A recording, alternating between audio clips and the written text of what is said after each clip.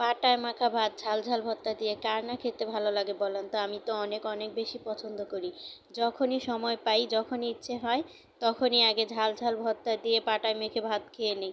ছোটবেলার কথা না অনেক বেশি মনে পড়ে যখন এই পাটায় মাখা ভাত খাই। আমরা যখন ছোট ছিলাম, আমার দাদি ঠিক তখন পাটায় ভর্তা বানানোর পরে ডাক দিত, এদিকে আসো, আসো এদিকে।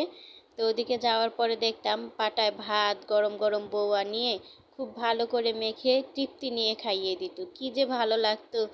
মানে এখন পাটায় মাখা ভাত দেখলেই না মনে পড়ে দাদির কথা, যে কি সুন্দর করে যে দাদি আগে খাইয়ে দিত। অনেক অনেক বেশি মজা লাগতো। অত বেশি স্বাদ এখন আর নেই, তবে যতটুকু লাগে আলহামদুলিল্লাহ অনেক অনেক বেশি ভালো লাগে। আসসালামু আলাইকুম, কেমন আছেন সবাই? আরও একটি নতুন ভিডিও নিয়ে চলে এসেছি।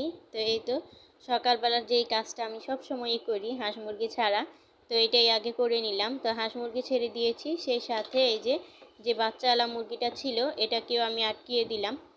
আটকিয়ে না না দিলে তো আর এই বাচ্চাদেরকে একটাও বড় করা যাবে না, সবই তো শিয়ালের পেটে না হয় বেজির পেটে চলে যাবে। তো কি দরকার কষ্ট করে একটু আটকিয়েই পালি। আমি এই বাচ্চাগুলোকে খাবার দেই হচ্ছে ফিড, তো ফিড দেই, সেই সাথে পানিটাও দিয়ে রাখি যাতে ওদের পানি পিপাসা লাগলে পানি খেতে পারে, সেই সাথে খাবার। তো দুইটাই আমি দিয়ে রাখি পরিমাণ মতো।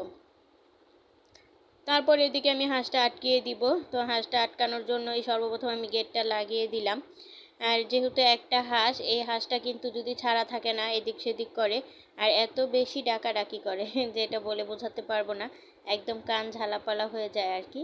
তো এই তো এখানে দিয়ে দিয়েছি ফ্যান, সেই সাথে কুড়া আর ভুসি মিক্সড করা। তো এটা দিয়ে খুব ভালো করে নেড়েচেড়ে মাখিয়ে তারপরে ওকে খেতে দিব। সারা দিনে এই খাবারগুলো খেয়ে নিবে।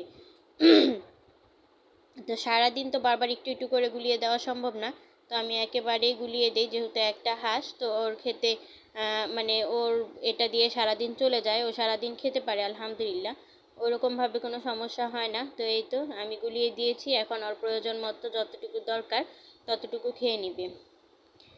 তো বাইরের কাজকর্ম খুব ভালো করেই শেষ করে নিয়েছি, তারপরে চলে এসেছি ঘরে। ঘরে এসে তো এই তো বিছানাটা ভালো করে গুছিয়ে নিব। বিছানাটা তো এলোমেলো রেখেই চলে গিয়েছিলাম বাইরে। আসলে মনে হইলো যে আগে গিয়ে হাঁস মুরগিগুলো ছাড়ি, না হয়তো অনেক ডাকাডাকি শুরু করেছে। নিজের কাছেও অনেকটা বিরক্ত লাগতেছিল যে এত ডাকাডাকি করলে কিন্তু ভালো লাগে না। তো এই জন্যই আগে ভাবলাম যে হাঁস মুরগি ছেড়ে দিয়ে ওদেরকে খাবার টাবার দিয়ে তারপরে আসি, নিলিবিলি কাজ করা যাবে, নয়তো আমার মাথা একদম নষ্ট করে ফেলবে ওরা ডাকাডাকি করতে করতে। বেশ বেলা 8:30টার মতো হয়ে গিয়েছে। তো ওই যে রোজার দিন একটু দেরি করেই ওঠা হয়, মেয়েকেও স্কুলে পাঠিয়ে দিয়েছি। তো সর্বপ্রথমে আমি ঘুম থেকে উঠে মেয়েকে রেডি করে স্কুলে পাঠিয়ে দিই, তার কারণ হচ্ছে আমি যদি ওকে স্কুলে না পাঠাই তাহলে আমি কোনো কাজই করতে পারবো না, যেহেতু লেট করে ঘুম থেকে ওঠা হয়। তো সেজন্য আগে ওকে রেডি করে নেই। ওদের স্কুল হচ্ছে মানে ক্লাস শুরু হয় সকাল 8:30 থেকে। তো আমি 8টার দিকে আর কি ওকে রেডিমেডি করে একদম পাঠিয়ে দিই। তো একা যায় না, সাথে আরেকটা ছেলে আছে আমাদের বাড়ির পাশেই, ওর চাচ্চু হয়। তো ও ওকে নিয়ে যায় আর আমি গিয়ে নিয়ে আসি ওকে। আসলে দুইবার যাওয়াটা এই সময়টা আমার জন্য অনেক অনেক বেশি কষ্টকর হয়ে যায়, যেহেতু আমি একটা অসুস্থ মানুষ। আপনারা যারা আমার ভিডিও দেখেন তারা খুব ভালো করেই জানেন।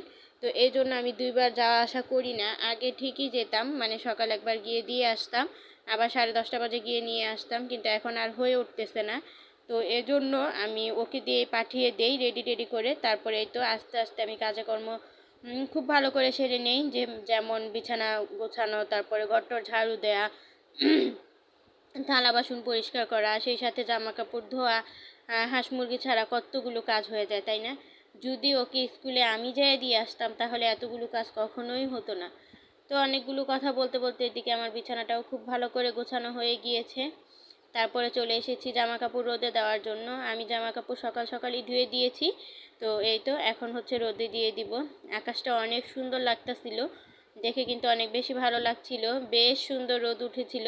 আসলে সব সময় তো আর রোদ ওঠে না, আর যেহেতু এখন মানে শীতকালটা চলে গিয়েছে, এখন কিন্তু রোদটা বেশি থাকবে না, দেখা গেছে প্রায় সময় বৃষ্টি থাকবে। তো এখন ওরকমভাবে কোনো বৃষ্টি টৃষ্টি আসেনি আমাদের অঞ্চলে, মানে আমাদের এলাকায়।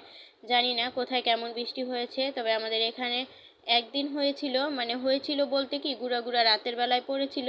তো ওইরকমভাবে আর হয়নি, মানে বৃষ্টি যে ঝুম বৃষ্টি হয় তো ওইরকমভাবে আর বৃষ্টি হয়নি, আর ওইরকমভাবে বৃষ্টি দেখাও হয়নি। তবে আকাশটা কিন্তু ইদানিং খুব ভালোই মেঘলা মেঘলা করতেছে।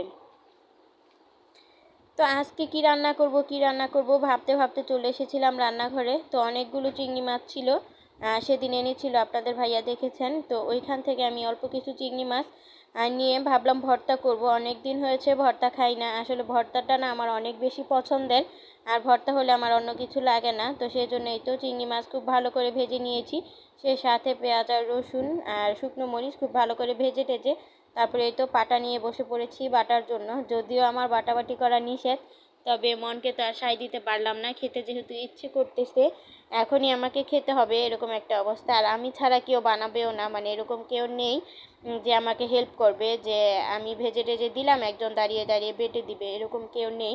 আমার একার সংসার, তো আমাকে একাই দেখতে হয়, একাই করতে হয়। এরকম আলসেমি করে না অনেক সময় অনেক কিছু খাওয়াও হয় না, যে আমাকেই তো করতে হবে, তো নাই খাইলাম, মানে না খাওয়াই ভালো, এরকম একটা অবস্থা আর কি। তো এই তো খুব ভালো করে আমি একবার বেটে মিশিয়ে নিচ্ছি, তারপরের বার বেটে একদম খুব ভালো করে মিহি করে নিব। আমার না আবার মিহি ভর্তা ছাড়া একদমই ভালো লাগে না, আমি সবসময় চেষ্টা করি যে কোনো ভর্তাই হোক না কেন একদম মিহি করে বাটার জন্য। তো এখানে আমি খুব ভালো করে বেটে নিব, সেই সাথে লবণটাও চেক করে নিব, যদিও একবারে যখন দিয়েছিলাম ঠিক ওই লবণটাই পারফেক্ট হয়েছিল। আপনাদের ভাইয়া বলতেছিল রাত্রেবেলা বোয়া খাবে, তো ভাবলাম বোয়া বা মানে রাত্রেবেলা যদি বোয়া খায় তাহলে তো রাত্রেবেলা ভর্তা করতেই হবে, তাহলে দুপুরবেলায় করে ফেলি, তাহলে দেখা গেছে যে দুপুরেও আমি ভর্তা দিয়ে ভাত খেতে পারবো, সেই সাথে রাতেও বোয়া দিয়ে খেতে পারবো। ভাবলাম তাহলে করেই ফেলি, তো যেমন ভাবা তেমনই কাজ, ভর্তাটা করেই ফেললাম। আজকে বেশি ভর্তা আমি বানাবো না, ওই যে বললাম না আমার পাটায় বাটাও নিষেধ, তবে খেতে ইচ্ছে করেছে সেজন্য বাড়তেছি। তো দুই পদের ভর্তাই করব, একটা হচ্ছে চিংড়ি মাছের ভর্তা, সেই সাথে থাকবে চেপা শুটকির ভর্তা। আসলে চেপা শুটকির ভর্তাটা আমি অনেক অনেক বেশি পছন্দ করি, সে সাথে আপনাদের ভাইও অনেক বেশি পছন্দ করে।